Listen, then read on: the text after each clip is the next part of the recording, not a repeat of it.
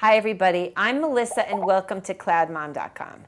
As with any type of baby gear, when you're wearing your baby in a baby carrier, you want to make sure you follow all of the necessary safety guidelines. So consult your product manual very carefully and seek help whenever you have a question and you're confused about how to use your baby carrier.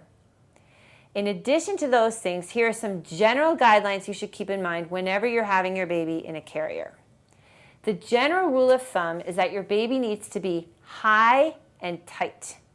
And one of the main reasons for this is something called positional asphyxiation. It's a very scary thing, and basically what it means is that the baby is not in the right position to breathe.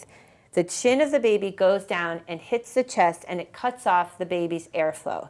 So this, of course, you want to avoid at all costs. And the way you do that with a baby carrier is by making sure your baby is high and tight. The general rule is that there should be 2 fingers between the chin and the chest of the baby. I would aim for even more. You want your baby upright, not slouched over. And also, you want to make sure you have a direct pathway of air to the baby, okay? In addition to that, when it comes to the position of your baby in the carrier, here are some general things to think about. Hip and leg position.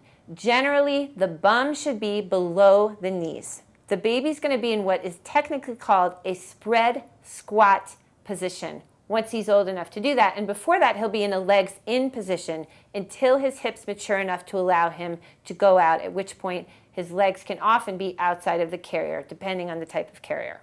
Neck support. You always want to make sure your baby has proper neck support. With certain carriers, you can be doing something additional to either roll up the carrier or to use a washcloth or a towel to give the baby extra neck support. You also want to keep this in mind when you're considering wearing your baby on your back.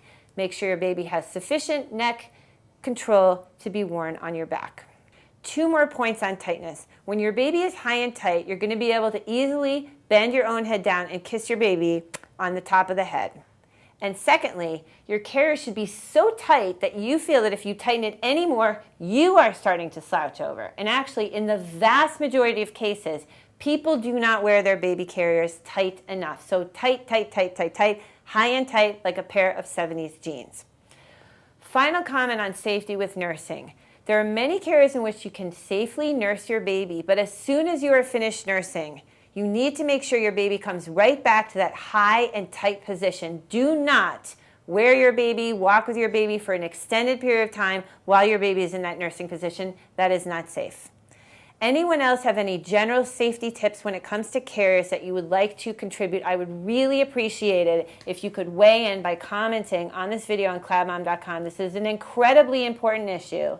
Carriers can be very, very safe when worn properly, but like any type of baby gear, you have to follow the guidelines in your product manual, seek help, and think about these general issues as well when you wear your baby in your carrier. So best of luck with your baby wearing, and thank you so much for watching Cloud Mom.